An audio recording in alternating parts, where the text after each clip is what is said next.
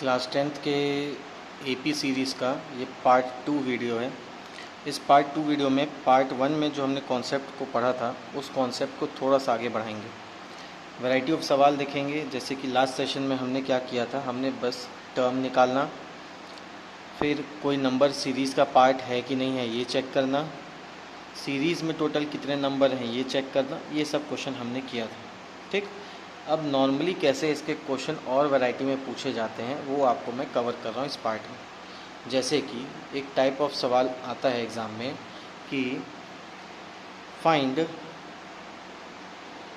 31st term of AP, find 31st term of AP, find 31st term of AP whose 11th term is 38 and 16th term is 73। तो जो given सवाल है ये NCERT के book से मैंने उठाया है, ठीक है। और कैसे इस टाइप के सवाल को हैंडल करते हैं, तो उससे पहले कुछ बेसिक फंडा समझो इस कॉन्सेप्ट से। जैसे कि an का फॉर्मूला हम देखे हैं a+n-1d, बेसिक है, इसका सवाल में यूज़ है मगर आपको सवाल में इसको लिखना नहीं, ठीक। कैसे an का फॉर्मूला होता है a+n-1d। जैसे कि मैं a5 निकालता हूँ तो a+5-1d, तो ये a5 की वैल्यू क्या आ जाती है a+4d, a+4d। अगर यही चीज़ को समराइज़ करके लिखूँ तो कहने का मतलब ये हुआ ये 5 है तो यहाँ पे 4 है। अगर यही मैं डायरेक्टली a9 का फॉर्मूला लिखूँ तो a+8d डायरेक्टली, यही मैं आपको a25 का फॉर्मूला लिखूँ तो डायरेक्टली a+24d। कहने का मतलब यहाँ पे जो भी नंबर रहेगा उससे एक छोटा यहाँ का नंबर रहेगा, यहाँ पे जो भी नंबर प्रेजेंट रहेगा यहाँ पे उसका एक छोटा ये वाला नंबर प्रेजेंट रहेगा। तो इससे क्या होगा, आपका वो जो मेहनत है एक्स्ट्रा सोचने का वो बच जाएगा, आप डायरेक्टली इस कॉन्सेप्ट को लिख सकते हैं। जैसे कि अब सवाल में क्या दिया है भैया, 11th टर्म जो है वो उसकी वैल्यू क्या दी हुई है 38। तो सॉल्यूशन जैसे स्टार्ट किए तो a11 की वैल्यू दी हुई है 38। a11 कहने का मतलब उसमें अगर फॉर्मूला लगाऊं तो a+10d = 38। ये इक्वेशन नंबर 1 तैयार हो गया आपका। उसके बाद सवाल में क्या दिया हुआ है, 16th टर्म दिया हुआ है तो a16 = 73। a16 की वैल्यू क्या हो गई 73। तो a16 का फॉर्मूला क्या हो जाएगा a+15d = 73। इक्वेशन नंबर 2 तैयार हो गया आपका, ठीक। अब जैसे कि ये दो इक्वेशन आपके सामने तैयार हो चुके हैं, तो अब ये दोनों गिवन इक्वेशन के बीच में आप एलिमिनेशन लगाएंगे। मतलब पहला इक्वेशन आप लिखेंगे, फिर आप दूसरा इक्वेशन लिखेंगे और इसमें एलिमिनेशन लगाएंगे। तो एलिमिनेशन मतलब दोनों का सब्सट्रैक्शन ये हो गया ऐसा, ये कटा 10 - 15 कितना हो जाएगा 5d, और ये दोनों कटा तो कितना हो जाएगा -35, ठीक। इसमें भी माइनस साइन लगेगा क्योंकि 15 बड़ा नंबर है। माइनस से माइनस कैंसिल आउट हो गया तो d की वैल्यू हो जाएगी 35/5, मतलब d की वैल्यू कितनी हो जाएगी 7। d की वैल्यू 7 आ गई तो ये d की वैल्यू को 7 को उठा करके आपको पहले इक्वेशन में रखना है। तो a+10d = 38, तो a+70 = 38, तो a = 30 - 70, 38 - 70। तो यहाँ से a की वैल्यू क्या आ जाएगी, दोनों का अगर आप माइनस कर दोगे तो -32, ये आपका a का वैल्यू आ जाएगा, ये आपका d का वैल्यू आ जाएगा, ठीक है। तो इस तरीके से आपको a और d निकालना है। जैसे ही a और d मिल गया तो सवाल में जो भी हमसे पूछे, हमसे सवाल में क्या पूछा है 31st टर्म, 31st टर्म मतलब a31, उसका फॉर्मूला होगा a+30d, उसका फॉर्मूला क्या हो जाएगा a+30d। तो a की वैल्यू क्या हो जाएगी -32 + 30d की वैल्यू कितनी हो जाएगी 7। तो -32 प्लस ये कितना हो जाएगा आपका 210, ठीक है, -32 और ये आपका क्या हो जाएगा 210, ठीक। अब आप क्या कर लेंगे 210 और 32 को माइनस कर देंगे, 210 को 32 से माइनस कर देंगे तो आपका ये आ जाएगा 178। तो आपका ये जो टर्म है a31 उसकी वैल्यू क्या हो जाएगी 178, ठीक। तो जब कभी भी ऐसा कोई कंडीशन रहे, टर्म से रिलेटेड रहे, तो सबसे पहले आपको ये गिवन कॉन्सेप्ट को दिमाग में रखते हुए कि जो भी टर्म दिया है उससे एक कम यहाँ पे यूज़ करके आप एक्सप्रेशन निकाल करके दोनों एक्सप्रेशन में एलिमिनेशन लगा करके ए और डी की वैल्यू निकाल लेंगे। जैसी ए और डी की वैल्यू निकल जाएगी, उसको गिवन एक्सप्रेशन जो भी आपसे पूछा रहेगा उसमें रख करके आप फिर उसकी वैल्यू निकाल सकते हैं। ठीक है, कुछ वैरायटी ऑफ और सवाल बताता हूँ, जैसे कि क्वेश्चन नंबर 2, वीडियो को पॉज करके आप पुराना सॉल्यूशन लिख लेंगे। नेक्स्ट टाइप ऑफ क्वेश्चन जैसे मैं आपको बताना चाहता हूँ, जैसे कि इस टाइप का सवाल आता है एक थोड़ा एग्जाम में कि which term of AP 3, 15, 27 ... will be 132 more than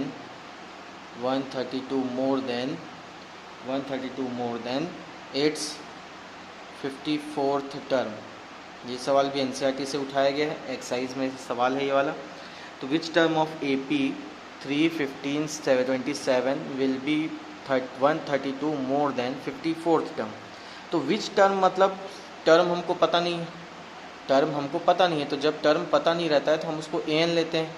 तो एपी का कौन सा टर्म है ए एन जो कि 54th टर्म से कितना ज़्यादा है 132। तो 54th टर्म से कितना ज़्यादा है 132। 54th टर्म से कितना ज़्यादा है 132। तो इसमें क्या प्लस किए 132। अब आपको क्या करना है, फॉर्मूला रख देना है। ए एन का फॉर्मूला आप जानते हैं a + n-1d। ए 54 का फॉर्मूला आप जानते हैं a + 53d + 132। ए से a कैंसिल आउट हो गया। n-1 d की वैल्यू सीरीज़ में आपको देख के पता चल रही है 12 है। 53 × 12 + 132। ठीक है, 53 × 12 + 132। तो 54th टर्म था इसलिए a + 53d आया। अब 53 × 12 आप करेंगे तो n-1 × 12 = 636 होगा + 132। 636 में आप + 132 करो तो n-1 12 = 768 आ गया। ठीक, अब देखो n-1 = 768 डिवाइडेड बाय 12 हो गया। 768 डिवाइडेड बाय 12 हो गया। 768 को 12 से डिवाइड करोगे तो कितना आ जाएगा 64। तो n की वैल्यू क्या हो जाएगी 64 + 1, तो n की वैल्यू कितनी हो जाएगी 65। ठीक, तो ये आपका n का आंसर आ गया। मतलब कई सवाल ऐसे होंगे जिसमें आपको जो गिवन एक्सप्रेशन है वो थोड़ा सा पजल टाइप का दिया रहेगा कि भैया वो इससे 5 ज़्यादा है, इससे 10 ज़्यादा है, इससे 25 ज़्यादा है, ऐसे करते हुए तो उसका एक्सप्रेशन लिखना है। जो भी टर्म्स आए उसमें वैल्यू रखना है और वैल्यू रख करके उसका सॉल्यूशन निकाल करके n या रिक्वायर्ड जो भी चीज़ आपसे पूछ रहा है वो आपको बता देना है। ठीक, तो ये पैटर्न नंबर 2 था। पैटर्न नंबर 3 पे चलते हैं। अब वीडियो पॉज करके आप इसको लिख सकते हैं। ठीक, पैटर्न नंबर 3 पे चलते हैं। पैटर्न नंबर 3 की अगर मैं बात करूं, तो पैटर्न नंबर 3 में डिविजिबल बाय वाला क्वेश्चन आता है। जैसे कि एक क्वेश्चन है कि how many 3 digit number is divisible by 7। How many 3 digit number is divisible by 7। Type 2, यानी अलग टाइप का एक सवाल है डिविजिबिलिटी वाला। तो 7 से डिविजिबल 3 डिजिट नंबर आपको चेक करना है। तो सबसे पहला जो 3 डिजिट नंबर होता है वो होता है 100। पहला 3 डिजिट नंबर क्या होता है, वो होता है 100। 100 के बाद जो पहला नंबर 7 के टेबल में आता है वो होता है 105। 105। अब बात आई कि सर हमको कैसे पता चलेगा। तो बच्चों तुमको ऐसे पता चलेगा, तुमको करना क्या है, पहला नंबर क्या हो गया 100। 100 से 7 को डिवाइड करो, नहीं हुआ। 101 को चेक करो, 102 को चेक करो, 103 को चेक करो, ऐसा करते जाओ तो आप पहुंचोगे क्या 105 पे। अगला नंबर निकालने के लिए कोई कैलकुलेशन नहीं, इसमें 7 जोड़ दो तो कितना आ जाएगा 112। 7 जोड़ दो 119 ... लास्ट नंबर निकालना है। तो लास्ट 3 डिजिट नंबर हो गया 999। 7 से डिविजिबिलिटी चेक करना है तो 7 से जब डिवाइड करेंगे तो इसका एक कॉन्सेप्ट है कि इससे जल्दी पता चल जाता है। आप क्या कीजिए 999 को 7 से डिवाइड कीजिए। 7 × 1 = 7 कटा 29, 7 × 4 = 28, कटा कितना आ गया 1, 7 2 ज़ा 14 कटा, रिमाइंडर कितना बचा 5। इस रिमाइंडर को मेन जो नंबर है इससे माइनस कर दो, 999 माइनस 5 तो कितना आ जाएगा 994। तो एक ऐसा सीरीज़ तैयार हो गया जिसमें 7 से डिविजिबल वाले सभी नंबर हैं। अब 7 से डिविजिबल वाले सभी नंबर हैं तो वहाँ पे आप फॉर्मूला लगाएंगे an equal to a plus n minus 1d। और कल का क्वेश्चन अगर आप कल का वीडियो देख करके आए हैं तो जब भी लास्ट नंबर दिया रहता है तो इस नंबर को लास्ट जगह पे an की जगह पे रखा जाता है। तो 994 इक्वल टू a हो गया 105 प्लस n माइनस 1 d की वैल्यू हो गई 7। तो 994 minus 105 equal to n minus 1 7। इन दोनों को माइनस करोगे तो 994 में से आप 105 को माइनस करोगे, 994 से जल्दी से 105 को माइनस कर दो, 994 माइनस 105 को जब माइनस करोगे तो 889 आएगा इक्वल टू n माइनस 1 7 को फिर इधर डिवाइड में भेज दो तो क्या आ जाएगा 889/7 इक्वल टू n माइनस 1। 889 को क्या किए फिर 7 से डिवाइड कर दिए, 7 से डिवाइड कर दिए तो फिर आएगा आपका 127 equal to n minus 1, minus 1 इधर आकर के प्लस हो जाएगा तो n की वैल्यू क्या हो जाएगी बच्चों 128। तो आपके n का आंसर कितना हो गया 128। तो किसी से भी डिविजिबल वाला नंबर अगर आपको निकालना है तो आपको पहले वो कहाँ से स्टार्ट होता है सीरीज़ और कहाँ पे एंड होता है पहले उसको कैलकुलेट कर लेना। जैसे ही उसको कैलकुलेट कर लोगे तो फिर उसके बाद जो लास्ट टर्म है उसको an की जगह पे रखना और n की वैल्यू तुमको पर्याप्त मिल जाएगी। ठीक, तो इस फंडे से टाइप 3 वाला सवाल हैंडल किया जा सकता है। ठीक, अब जैसे कि सफ़र को जब आगे बढ़ाएंगे तो ये तो बेसिक an वाले सवाल हो गए, और भी आप पैटर्न वाले सवाल हैं आप बना सकते हैं उसमें। ठीक, और भी आप सवाल देख सकते हैं, आप बना सकते हैं। कोई भी दिक्कत आई तो हमारे यूट्यूब चैनल में हमारा फ़ोन नंबर दिया हुआ है, वही हमारा व्हाट्सएप नंबर है, उस पर आप डाउट भेज सकते हैं। ठीक, अब जैसे कि आगे बढ़ते हैं तो कॉन्सेप्ट जब आता है तो अभी तक हमने कॉन्सेप्ट में बात की कि सीरीज़ निकालना। अब हम बात करेंगे sum of terms of the series, यानी किसी सीरीज़ का सम कैसे निकालना है। जैसे कि मान लो मेरे पास एक सीरीज़ है 3 5 7 9 ... मैं बोलूँगा पहले 2 नंबर का सम निकालो तो 3 + 5 क्या करोगे 8। मैं बोलूँगा पहले 3 नंबर का सम निकालो तो 3 + 5 8, 8 और 7 कितना हो जाएगा 15। ऐसे करते करते आपसे विभिन्न टाइप से सवाल पूछे जा सकते हैं। ठीक, अब जैसे कि 1-2 नंबर 3-4 नंबर या 5 नंबर, चलो इसका सम बताना नॉर्मल बात है, कोई भी बता देता है, चलो ओरली कई बच्चे बता देते हैं।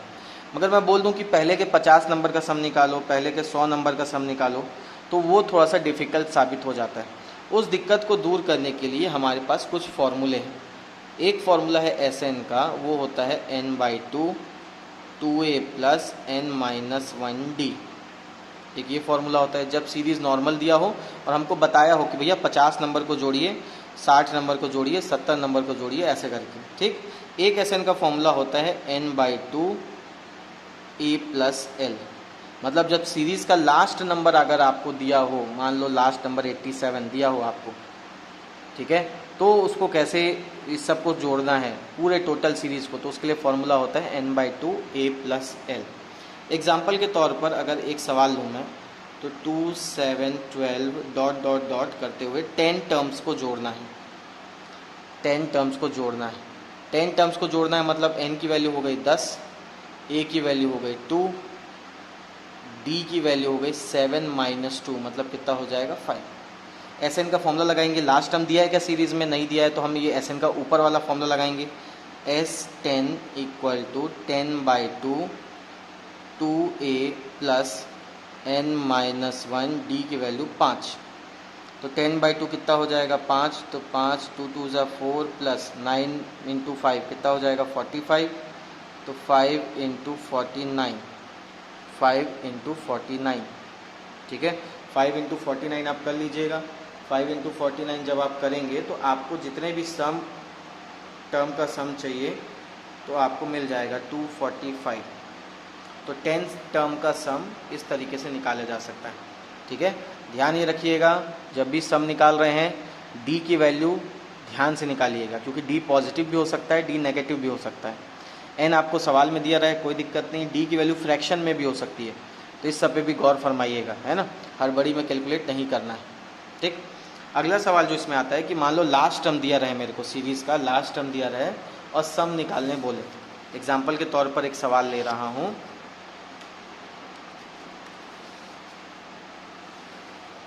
मान लीजिए मेरे को एक सीरीज़ दिया हुआ है, क्वेश्चन है, एक सीरीज़ दिया है 34, 32, 30 और ये 10।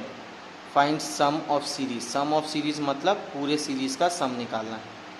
अब देखो भैया, लास्ट टर्म दिया हुआ है मेरे को, लास्ट टर्म 10, ए दिया है 34, डी दिया है अगला माइनस पिछला, मतलब हो जाएगा -2। अब एन का फॉर्मूला लगाने के लिए हर बार हमको कहीं ना कहीं दोनों फॉर्मूले में एन की ज़रूरत पड़ती है, मगर फ़िलहाल एन हमारे पास कुछ नहीं दिया हुआ है। एन हमारे पास कुछ नहीं दिया हुआ है तो हम लोग एन कैलकुलेट करने की कोशिश करेंगे। तो एन किसकी मदद से निकलेगा? इसकी मदद से निकलेगा। Last term A N equal to A plus N minus 1 D. तो ए एन की जगह पे 10, ए की जगह पे 34 प्लस एन माइनस 1, डी की जगह पे -2। ठीक, 10 प्लस 34 इधर गया तो -34 -2 एन माइनस 1। 10 माइनस 34 कितना हो जाएगा बच्चों? -24 -2 एन माइनस 1।